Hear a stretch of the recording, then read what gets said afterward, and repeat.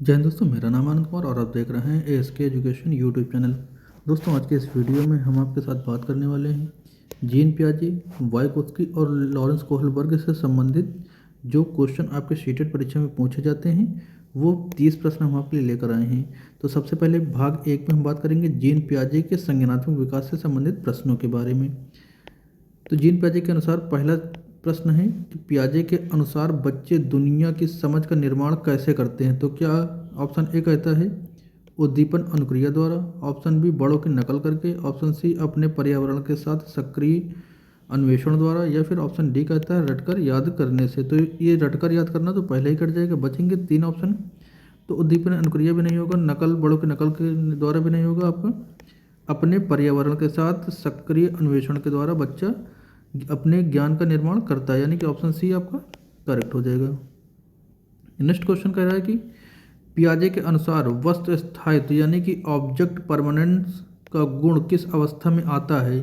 तो option A है संवेदी गामक अवस्था, ऑप्शन बी है पूर्व संक्रियात्मक अवस्था, ऑप्शन सी है मूर्त संक्रियात्मक अवस्था, या फिर ऑप्शन डी है अमूर्त संक्रियात्मक अवस्था। तो ठीक है, इसमें सही जवाब हो जाएगा आपको वस्तु स्थायित्व का गुण जो होता है वो संवेदी गामक अवस्था में आता है। अच्छा, यहीं पर हम आपको बताते चलें कुछ जीन पियाजे के अनुसार जो बालक के विकास के चरण हैं वो 4 चरण जीन पियाजे ने बताए थे। पहला बताया था संवेदी गामक अवस्था, यानी कि ये 0 से 2 वर्ष यानी कि जन्म से 2 वर्ष तक चलती है। ठीक है, ये आपका दूसरी होती है पूर्व संक्रियात्मक अवस्था जो कि लगभग 2 से आपका 3 से लगभग 6 वर्ष चलता है।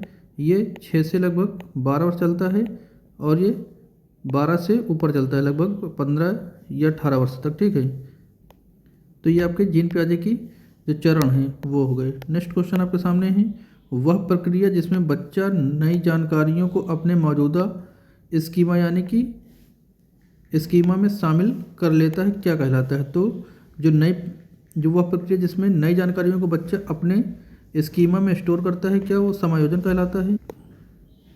ऑप्शन बी कहलाता है आत्मसात्करण, ऑप्शन सी संतुलन, या फिर ऑप्शन डी संगठन। तो जो बच्चा नई जानकारियों को अपने मौजूदा स्कीमा में शामिल करता है वो कहलाता है आपका आत्मसात्करण। ठीक है, नेक्स्ट क्वेश्चन है जीन पियाजे की मूर्त संज्ञानात्मक अवस्था की प्रमुख विशेषता क्या होती है। तो क्या परिकल्पनात्मक निगमन तर्क, या फिर संरक्षण और वर्गीकरण की क्षमता, या फिर लक्ष्य निर्देशित व्यवहार, या फिर अमूर्त सोच। तो इसका सही जवाब हो जाएगा आपका संरक्षण और वर्गीकृत की क्षमता। अगला प्रश्न आपके सामने है क्वेश्चन नंबर 5 कह रहा है कि पियाजे के अनुसार विकास के लिए निम्नलिखित में से क्या आवश्यक है। तो क्या वयस्कों द्वारा पुनर्बलन, या फिर ईश्वरीय शक्ति, या फिर शिक्षार्थी द्वारा पर्यावरण की सक्रिय खोजबीन, या फिर केवल स्कूली शिक्षा। तो इसमें जो सही जवाब हो जाएगा ये शिक्षार्थी द्वारा पर्यावरण की सक्रिय खोजबीन या की, यानी कि जो बच्चा होता है वो खुद से खोजबीन करता है। और जीन पियाजे ने बच्चों को क्या कहा है नन्हे वैज्ञानिक कहा है, यानी कि बच्चे खुद से करके सीखते हैं। ठीक है, तो ऑप्शन सी आपका करेक्ट हो जाएगा।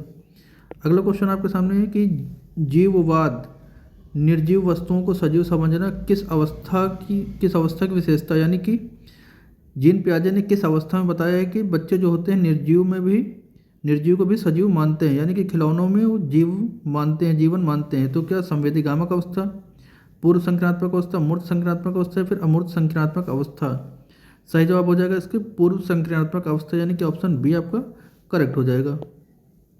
नेक्स्ट क्वेश्चन है कि पियाजे के अनुसार संज्ञानात्मक विकास में कितने चरण। तो हमने अभी थोड़ी देर पहले बताया था 4 चरण होते हैं, यानी कि ऑप्शन बी आपका करेक्ट हो जाएगा। नेक्स्ट क्वेश्चन है क्वेश्चन नंबर 8 एक बच्ची कहती है कि धूप में कपड़े जल्दी सूखते हैं, वह किस समझ को प्रदर्शित करती है। तो ऑप्शन ए है प्रतिक्रियात्मक विचार, या फिर अहम केंद्रितता, या फिर कारण संबंध, या फिर विपर्याय चिंतन। तो इसका सही जवाब क्या हो जाएगा ऑप्शन सी कार्य कारणीय संबंध। उसने क्या कहा है धूप में कपड़े जल्दी सूखते हैं, यानी कि ये कार्य कारण का संबंध बता रही है बच्ची।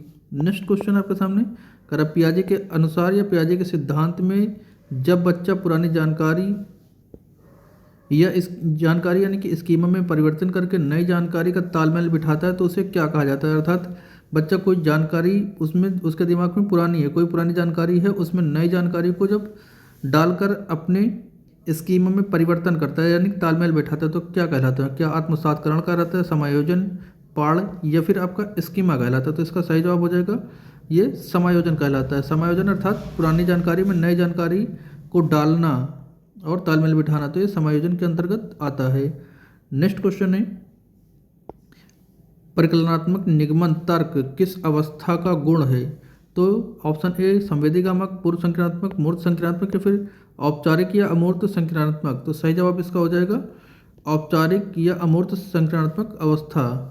ठीक है, इसमें निगमन तर्क बच्चे में आ जाता है। अगला क्वेश्चन, ये यहाँ पर 10 क्वेश्चन जीन पियाजे से संबंधित थे। अब भाग 2 यहाँ से स्टार्ट हो रहा है। लेव वाइगोत्स्की का सामाजिक विकास का जो सिद्धांत है उसके अब क्वेश्चन आपके सामने है। क्वेश्चन नंबर 11 का है, लेव वाइगोत्स्की के अनुसार बच्चों के संज्ञानात्मक विकास का मूल कारण क्या है?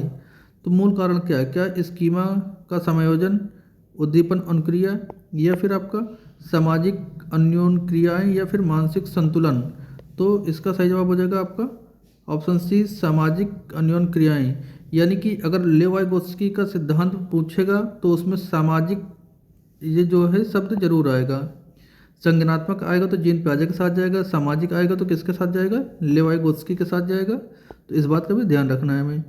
नेक्स्ट है, समीपस्थ विकास का क्षेत्र यानी कि जेडपीडी अर्थात जोन ऑफ प्रॉक्सिमल डेवलपमेंट का अर्थ क्या है? तो क्या जो बच्चा जो अपने आप कर सकता है, या फिर बच्चा जो कभी नहीं कर सकता है, या फिर बच्चे के स्वतंत्र प्रदर्शन और सहायता के साथ प्रदर्शन के बीच का अंतर, या फिर बच्चे का शारीरिक विकास?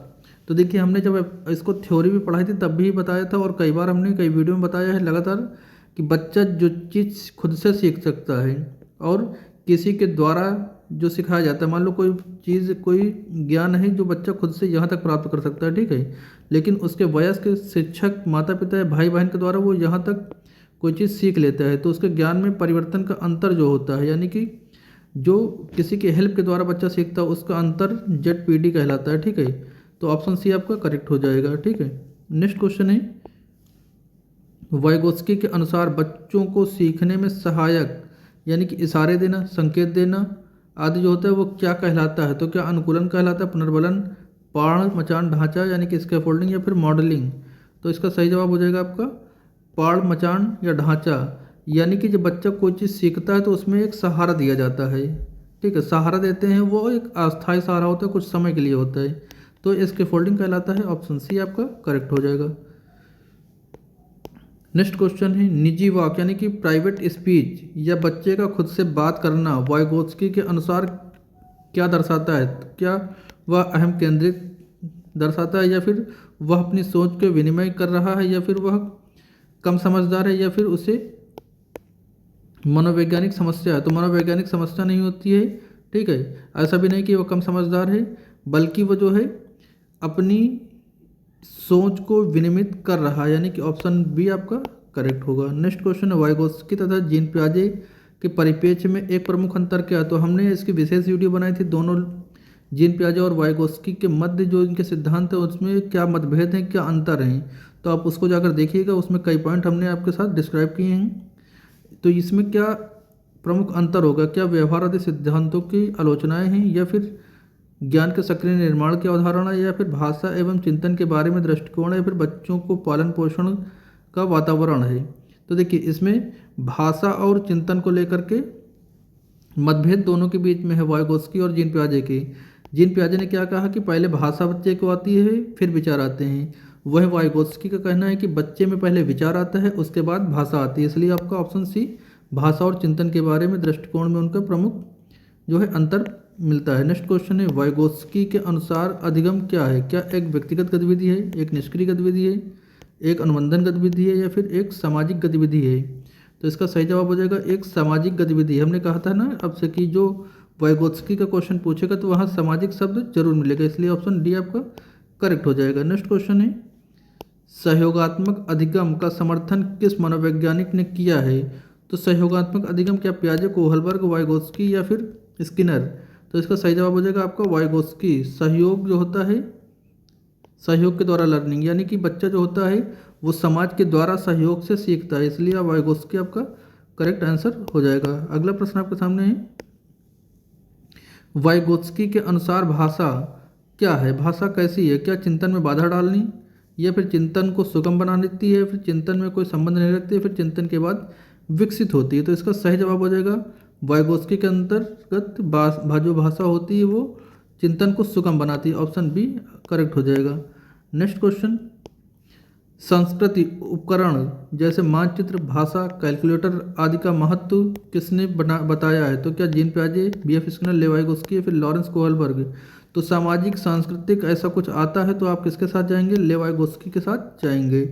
ऑप्शन सी करेक्ट होगा। नेक्स्ट क्वेश्चन आपके सामने कह रहा है कि एक शिक्षिका अपने विद्यार्थी को समूह कार्य करने और चर्चा करने के लिए प्रोत्साहित करती है, वह अनुकरण कर रही है, तो किस बात का अनुकरण कर रही है? क्या कोहलबर्ग का नैतिक विकास के सिद्धांत के बारे में, जीन पियाजे के संज्ञानात्मक विकास के सिद्धांत में, वाइगोत्स्की का सामाजिक संस्कृत सिद्धांत या फिर फ्रॉइड का मनोविश्लेषणात्मक सिद्धांत के बारे में? तो इसका सही जवाब हो जाएगा वाइगोत्स्की का सामाजिक संस्कृत सिद्धांत के बारे में।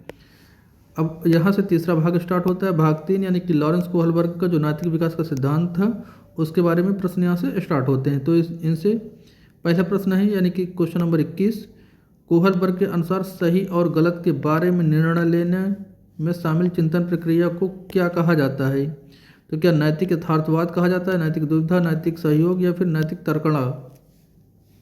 तो देखिए यहाँ पर क्या कहा है क्वेश्चन में कि सही और गलत के बारे में निर्णय लेने में जो चिंतन होता है वो कहलाता है नैतिक दुविधा, नैतिक तर्कणा कहलाता है। जब कोई निर्णय ले रहे हो सही और गलत के बारे में तो वो कहलाती है जो है नैतिक तर्कणा। ठीक है। नेक्स्ट क्वेश्चन आपके सामने है, लॉरेंस कोहलबर्ग ने नैतिक विकास के कितने चरण बताए हैं? कितने चरण बताए हैं इस बात का ध्यान रखिएगा। चरण कितने बताए हैं? क्या 3, 4, 5, 6? तो इसका सही जवाब हो जाएगा 3 चरण बताए हैं। जो मुख्य स्तर बताए हैं, लेवल 3 बताए हैं। ठीक है। और उसमें जो नैतिक चरण के स्तर यानी कि दूसरा चीज स्तर पूछता है तो 3 बताएंगे आप, लेकिन अवस्थाएं पूछते तो आप 6 बताएंगे। इस बात का ध्यान रखिएगा। स्तर कितने हैं नैतिक विकास के सिद्धांत में? 3 हैं और अवस्थाएं 6 हैं। नेक्स्ट क्वेश्चन, हाइजेंस की दुविधा का प्रयोग किस सिद्धांत के प्रतिपादक के लिए किया जाता है? तो संज्ञानात्मक विकास, सामाजिक विकास, नैतिक विकास या फिर संवेगात्मक विकास? तो हिंद की जो आपने कहानी सुनी थी वो नैतिक विकास के सिद्धांत में सुनी थी, यानी कि ऑप्शन सी इसका सही जवाब हो जाएगा। अगला क्वेश्चन है, लॉरेंस कोहलबर्ग के किस चरण में बच्चा सजा से बचने के लिए नियमों का पालन करता है? तो ऑप्शन ए पूर्व परापरंगत दंड एवं आज्ञापालन अभिन्यास, या फिर परापरंगत, या फिर उत्तर परापरंगत स्तर, या फिर सार्वभौमिक नैतिक सिद्धांत? तो इसका सही जवाब क्या हो जाएगा? इसका सही जवाब होगा ऑप्शन ए पूर्व परापरंगत स्तर, यानी कि दंड एवं आज्ञापालन का अभिविन्यास होगा। यानी बच्चा जो है सजा से बचने के लिए दंड एवं आज्ञापालन का अभिविन्यास का पालन करेगा। नेक्स्ट क्वेश्चन, अच्छा लड़का अच्छा लड़की अभिविन्यास कोहलबर्ग किस स्तर में आता है? तो क्या पूर्व परापरंगत या फिर परापरंगत स्तर या फिर उत्तर परापरंगत या फिर इनमें से कोई नहीं? तो अच्छा लड़का या अच्छा लड़की अभिविन्यास के जो स्तर आता है वह आता है ऑप्शन बी, यानी कि परापरंगत स्तर में। अगला क्वेश्चन है, कह रहा है कि कोहलबर्ग के सिद्धांत की एक प्रमुख आलोचना क्या है?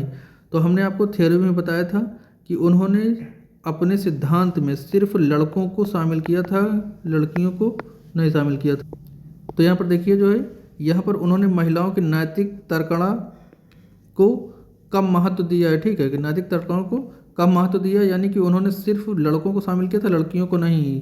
इसलिए ऑप्शन सी आपका सही हो जाएगा। नेक्स्ट क्वेश्चन, एक बच्चा तर्क देता है कि चोरी करना गलत है क्योंकि समाज इसे स्वीकार नहीं करता है, कानून व्यवस्था बनाए रखना जरूरी है, यह कौन सा चरण है? तो क्या सामाजिक अनुबंधन अभिविन्यास है, कानून और व्यवस्था अभिविन्यास है, दंड और आज्ञापालन अभिविन्यास है, या फिर आपका ऑप्शन डी कहता है यांत्रिक सापेक्षिक अभिविन्यास है? तो देखिए इसमें जो सही जवाब हो जाएगा कानून व्यवस्था अभिविन्यास, यानी कि कानून व्यवस्था बनाए रखना है। चोरी करना गलत बात है, समाज इसे स्वीकार नहीं करता है, कानून व्यवस्था बनाए रखना जरूरी है।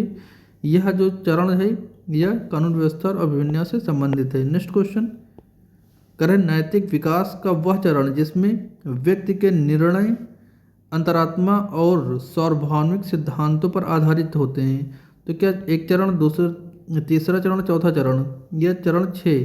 तो इसका सही जवाब हो जाएगा आपका ऑप्शन डी, चरण 6 सार्वभौमिक नैतिक सिद्धांत से संबंधित होगा।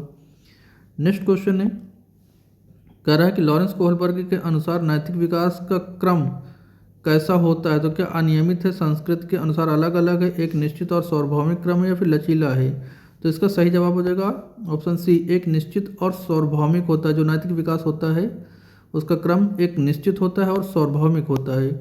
नेक्स्ट क्वेश्चन कह रहा है कि कैरोल गिल्किन ने कोहलबर्ग के किस सिद्धांत की आलोचना के आधार पर की है?